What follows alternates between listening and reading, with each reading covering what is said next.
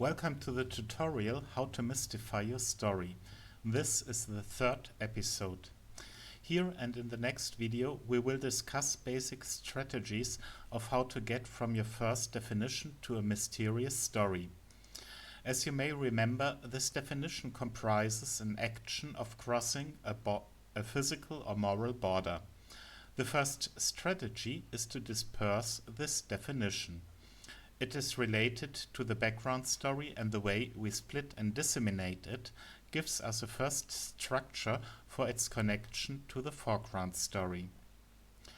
Now, the background story tells us everything about an evil deed and why it has been committed, and its core is the evil deed itself. So have another look on our example from the last video. Mary, 37, married with Peter and mother of 2 children, stabs her neighbor Alice on the 24th April 2016 at 11 a.m. for having a secret affair with her husband while her and Alice's children are in school and their husbands out for work. It is gathered around an active verb. Now we have to focus on the necessary parts of this definition, and for that we can eliminate the unnecessary parts first. These are 37, married with Peter and mother of 2 children, and while her and Alice's children are in school and their husbands out for work. Even if these parts are important for our story, they are not when we are creating a riddle. Later I'll explain why we only need those parts which can leave traces related to the evil deed. We can cross the reason for the murder too. This step isn't necessary, and you will see later that it is sometimes the main clue for the investigator to solve the mystery. For our purpose, we don't need it. When we have this more lean sentence, we can see a flaw.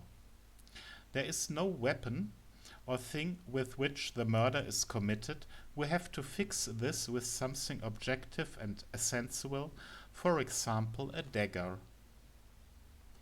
And now we can tell the story of the dagger, which means in a more formal way that we tell the story of a part of the definition.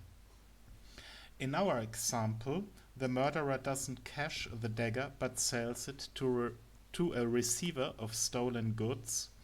This could have been a clever step, but of course an unfortunate incident will reveal the murder weapon.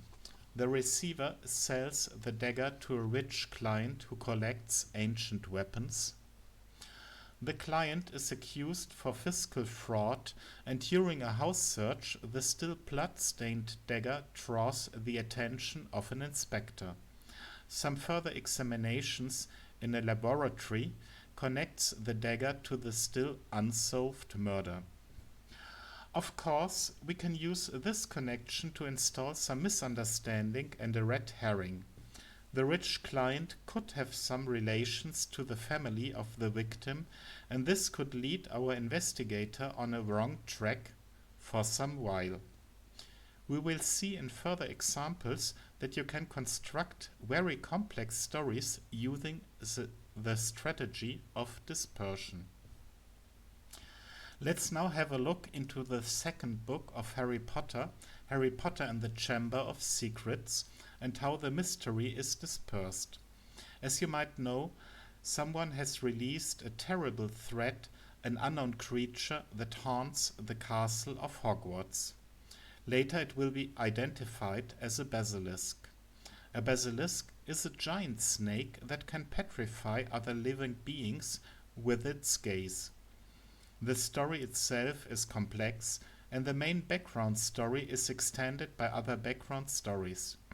In the 15th video, I'll show you some tricks of Harry Potter author Rowling, who we just introduce a list of unordered incidents related to the threat, as there are Dobby's warning, almost petrified people, which are related to the gaze of the basilisk, the voices in the wall, Harry talking parcel, the fleeing spiders, the dead cocks, the mysterious diary, the whispers about the chamber of secrets and the terrible monster that dwells there, and the hint from Aragog that leads Harry Potter to the morning mirth.